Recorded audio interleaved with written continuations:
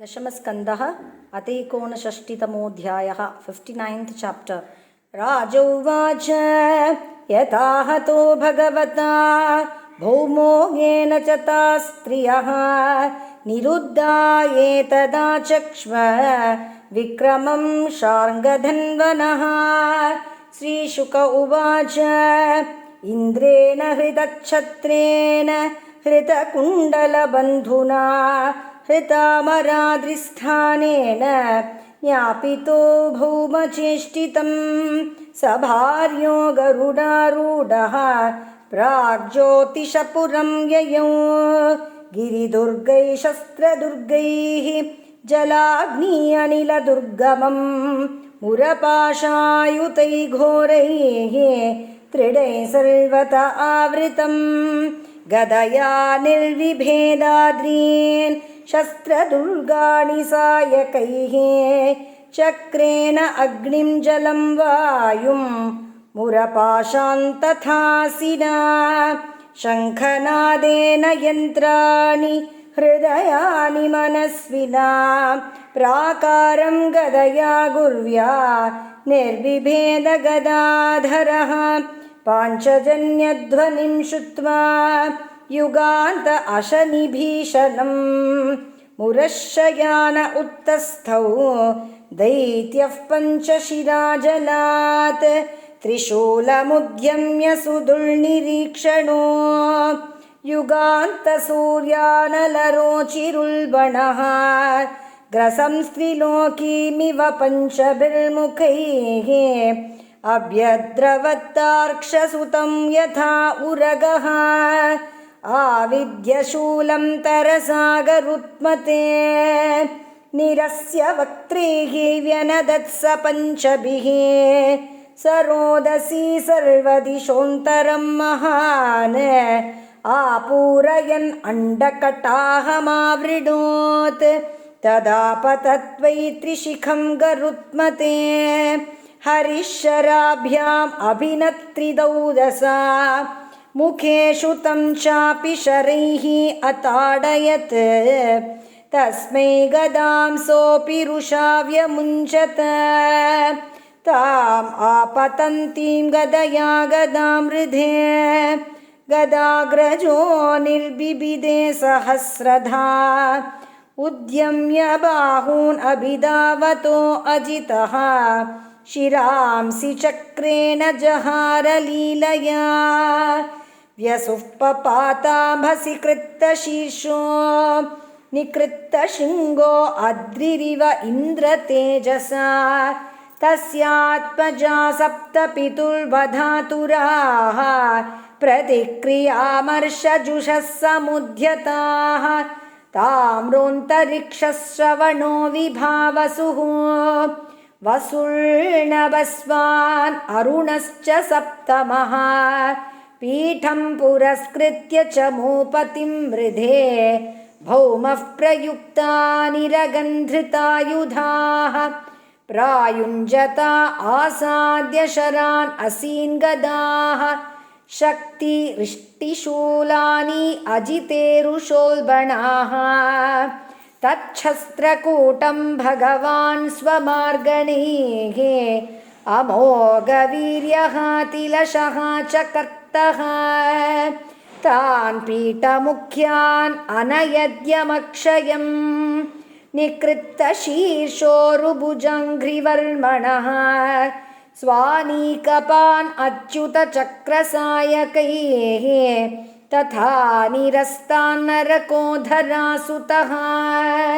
निरीक्ष्य दुर्मर्शन अस्त्रवन्मदैः गजैः पयोधिः प्रभवैर्निराक्रमत् दृष्ट्वा सभार्यं गरुडोपरि स्थितं सूर्योपरिष्टात् सतडिद्घणं यथा कृष्णं स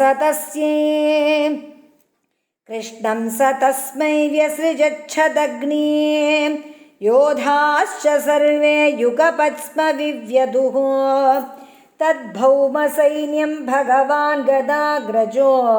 विचित्रवाजैः निशितैः शिलीमुखैः निकृत्तबाहूरुशिरोध्रविग्रहं चकार तर्ह्येव हताश्वकुञ्जरम् यानि योधैः प्रयुक्तानि शस्त्रास्त्राणि कुरुद्वः हरिस्तानि यच्चिनत्तीक्ष्णैः शरैः एकैकशस्त्रिभिः उह्यमानः सुपर्णेन पक्षाभ्यां निघ्नता गजान् गरुत्मता हन्यमानाः तुण्डपक्षनखैर्गजाः पुरमेवाविशन्नार्ता नरको युध्यत दृष्ट्वा विद्रावितं सैन्यं गरुडेन अर्दितं स्वकं तं भौमः प्राहरच्छक्त्या व्रजः प्रतिहतो यतः नाकम्पत तया विद्धो मालाहत इवद्विपः शूलं भीमोच्युतं हन्तुम् आददे वितथोद्यमः तद्विसर्गात् पूर्वमेव नरकस्य शिरो हरिः अपाहरद्गजस्थस्य चक्रेण क्षुरनेमिना सकुण्डलं चारुकिरीटभूषणं बभौ पृथिव्या पतितं समुज्ज्वलत् आहा इति साद्विती ऋषयः सुरेश्वरा माल्यैर्मुकुन्दं विकिरन्त ईडिरे ततश्च भूकृष्णमुपेत्य कुण्डले प्रतप्तजाम्बूनदरत्नभास्वरे स वैजयन्त्या वनमालयार्पयत् प्राचेतसं छत्रमतो महामणिम् अस्तौषीद् अथ विश्वेशं देवी देववरार्चितं प्राञ्जलिः प्रणता राजन् भक्तिप्रवणया धिया भूमिरुवाच नमस्ते देवदेवेश शङ्खचक्रगदाधर भक्त इच्छ उपातरूपाय परमात्मन्नमोऽस्तु ते नमः पङ्कजनाभाय नमः पङ्कजमालिने नमः पङ्कजनेत्राय नमस्ते पङ्कजाङ्घ्रये नमो भगवते तुभ्यं वासुदेवाय विष्णवे पुरुषाय आदिबीजाय पूर्णबोधाय ते नमः अजाय जनयित्रेस्य ब्रह्मणे अनन्तशक्तये परावरात्मन् भूतात्मन् परमात्मन् नमोऽस्तु ते त्वं वैसि सृक्षूरज उत्कटं प्रभो तमो निरोधाय विभर्ष्य संवृतः स्थानाय सत्त्वं जगतो जगत्पते कालप्रधानं पुरुषो भवान् परः अहं पयो ज्योतिः अथानिलो नभो मात्राणि देवा मन इन्द्रियाणि कर्ता महानित्यखिलं चराचरं त्वय्यद्वितीये भगवन् अयं भ्रमः तस्यात्मजोऽयं तव पादपङ्कजं भीतः प्रपन्नार्तिहरोपसादितः तत्पालयेनं कुरु हस्तपङ्कजं शिरस्य मुष्या किल कल्मषापहम् श्रीशुक उवाच इति भूम्यार्तितो वाग्भिः भगवान् भक्तिनम्रया दत्त्वा भयं भौमगृहं प्राविशत् सकलऋद्धिमत् तत्र राजन्यकन्यानां षट्सहस्राधिकायुतं भौमाहृतानां विक्रम्य राजभ्यो ददृशे हरिः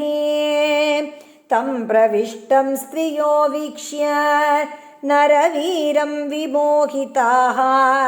मनसा वव्रिरे अभीष्टं पतिं दैवोपसादितं भूयात्पतिरयं मह्यं धाता तद् अनुमोदता इति सर्वा पृथक् कृष्णे भावेन हृदयं ददुः ता प्राहिणोद्वारवती सुमृष्टविरजोऽम्बराः नरयानैर्महाकोशान् रथाश्वान् द्रविणं महत् ऐरावतकुलेभाश्च चतुर्दन्तान्तरस्विनः पाण्डुरांश्च चतुष्षष्टिं प्रेषयामास केशवः गत्वा सुरेन्द्रभवनं दत्त्वादित्ये च कुण्डले पूजितः त्रिदशेन्द्रेण सहेन्द्राण्या च सप्रियः चोदितो भार्यया उत्पाट्य पारिजातं गरुत्मती आरोप्य सेन्द्रान् विबुधान् निर्जित्य उपानयत्पुरं स्थापितः सत्यभामाया गृह उद्यान उपशोभनः अन्वगुः भ्रमरा स्वर्गात् तद्गन्धासवलं पटाः यया च आनम्य किरीटकोटिभिः पादौ स्पृशन् अच्युतम् अर्थसाधनं सिद्धार्थयेतेन विगृह्यते महान् अहो सुराणां च तमोदिघाढ्यता अतो मुहूर्त एकस्मिन् नानागारेषु ताः स्त्रियः यथोपयेमे भगवान् तावद् रूपधरो व्ययः गृहेषु तासाम् अनपायतर्क्यकृत् निरस्तसाम्यातिशयेष्वस्थितः रेमे रमाभिः निजकामसम्प्लुतो यथेतरोगार्हकमेधिकांश्चरन् इत्थं रमापतिमवाप्य पतिं स्थिरस्ता ब्रह्मादयोऽपि न विदुः पदवीं यदीयां भेजुः मुदान्विरतमेधितयानुरागः सावलोक नवसङ्गमजल्पलज्जाः प्रत्युद्गमासनवरार्हणपादशौचताम्बूलविश्रमणवीजनगन्धमाल्यैः केशप्रसारशयनस्नपन उपहार्हैः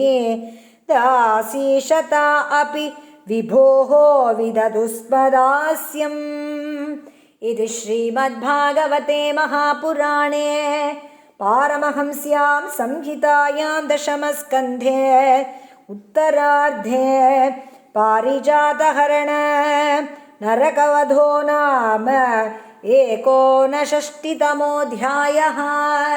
श्रीहरये नमः। श्रीहरये नमः। श्रीहरये नमः। गोपिका जीवनस्मरणं गोविन्दा गोविन्दा।